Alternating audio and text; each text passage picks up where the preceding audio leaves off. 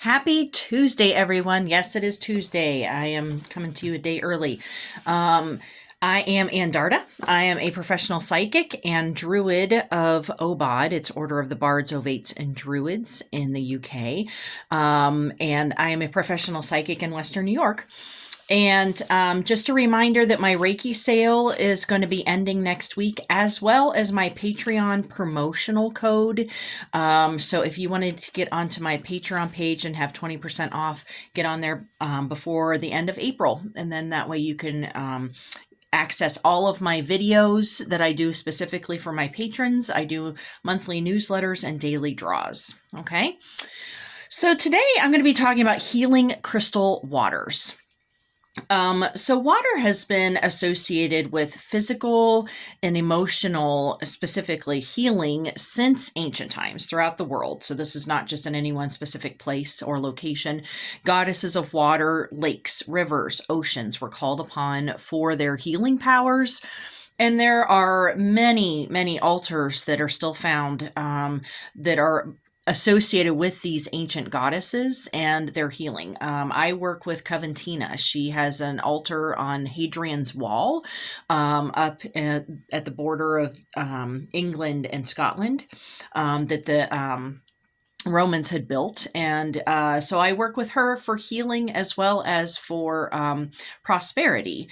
And so if there is a specific goddess that you are really called to work with, then really look to see what what they would want of you just as much as what you can benefit from them. It has to be a mutual relationship, right? And so more recently, a few years ago, Dr. Emoto, so it's Emoto, he has since passed, but he had done years of study on water and its molecular level, how the atoms react to words. The voice, speech. So what he did, and you can Google this, just Google Dr. Emoto water and look at images and you're going to see what I'm talking about. So don't just take my word for it. Okay. So what he did was on one side of the room, he had all these vats of water that he would have people say wonderful, kind, loving words to the water. Okay. And they would take pictures of the water at a molecular level. And the atoms were looking beautiful, like snowflakes and all kinds of crystalline structures to the atoms.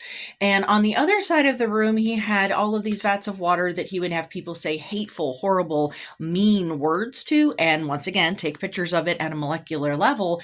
And the water that had the hateful words spoken to were all black and jagged and just very scary looking, quite honestly. And this just really proves that water is living. It is a real thing.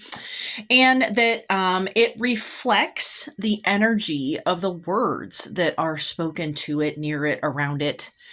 So let's take this a step further. What are we mostly made of? What are our bodies mostly made of? It's mostly made of water, isn't it? So seeing that, first, make sure to go and look at those pictures so that you're not just taking my word for it. It's really amazing, the things that he did. So if we are in a toxic environment with nasty words being spoken to us, around us, or maybe we're even speaking them, that is going to affect us on a physical, molecular level. Right? If you are in a toxic, verbally abusive, or even physically abusive relationship, household, or even work, you're going to feel that, whether or not you realize it or not, because, we always have that sticks and stones may break our bones, but names will never hurt us. Yeah, it actually does hurt us. Obviously physical abuse, it is, the very visual, obviously, and physical feelings, but we also are physically affected by negative verbal talk, any type of toxic words, abusive words. If you look at yourself in the mirror and you speak negatively to yourself, this also applies. So what does that do to us on a physical level? We're going to be more sick. We're going to have be prone to injuries, things like that. If we are being in an environment that has all of these negative words spoken to us, then it is going to affect us on a molecular level. So we definitely need to remove ourselves from those situations as best we can, right? Meanwhile, there are some other things that you can do with water to help. It's not going to fix a toxic relationship or a toxic environment, but it's at least sort of like putting a Band-Aid on a bullet wound. But it does help some. But if you are not in a negative toxic environment, you can absolutely notice the benefits of these healing crystal waters that I'm going to talk about in just a second here. So this is a daily practice ritual that you can do that's not hard at all. And what I do is that I have a glass as opposed to plastic. I don't like plastic, and so I just use a glass, and I have specific crystals that I put inside the glass, and then I fill it up with water. And then I set it overnight for that water to absorb the energies of those crystals. Now, you have to make sure that your crystals are not poisoning you. So you have to research what crystals. So, if it's a mineral, if it's a stone, just don't do it. Okay. So, anything that is not gemmy like. Okay. So what I'm talking about gems as far as like amethyst, quartz, those type of things generally are they're safe to put inside the water, but always, always, always check first before you do it. Okay. If you have some crystals or minerals that you want to use, but you don't want to poison yourself, like golden tiger's eye or anything like that. So this, it has that gold shiny appearance to it because it has pyrite within it. And so pyrite is really toxic to our kidneys. So you don't want to have any type of pyrite. So that's including lapis lazuli. That's including obviously pyrite itself. Any minerals, stones, crystals that have pyrite in it is going to be toxic to you. So you do not want to do that. But you can just set it outside of the glass overnight. So if there are certain stones you're not sure of or that it's not good for you to ingest it, if it's sitting in the water, just set it next to the water and it's still going to absorb those energies if it's sitting right next to it. Some other crystals that you don't want to put into the water, selenite. This is solidified ancient sea salt. So what happens if you put this in a glass of water overnight? You're going to have a nice glass of salt water in the morning, and you're going to be very sad because you don't have a selenite anymore.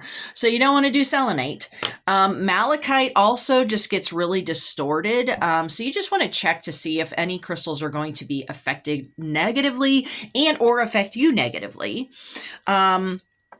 But, it's not just, just looking at it literally is that if you are drinking a glass of water at the beginning of your day, make sure to get a spoon and take those crystals out so you don't knock your teeth out.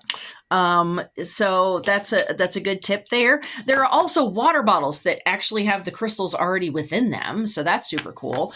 But if you start your day off drinking a glass of crystal water, then you're already helping your body on a literal level, just hydrating yourself. And then you're also having those additional healing energies of those crystals, that has been absorbed by that water. So any quartz, aventurine, I just recommend just trying it for a week. Just see how you feel.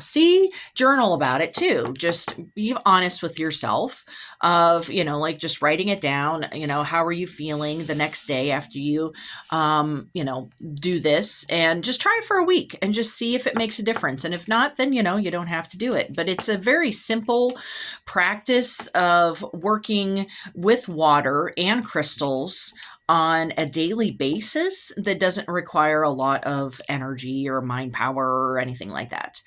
So I'm hoping that this is helpful to you. And if you have any other ideas or questions, you can always write it in the comments below this video. Okay. So I hope that you all have a wonderful rest of your day. And if you're coming to Shift New York Psychic Fair this weekend, I will be there. So you can contact me to get onto my sign up sheet, my schedule. And I will see you all next week. All right. Bye-bye.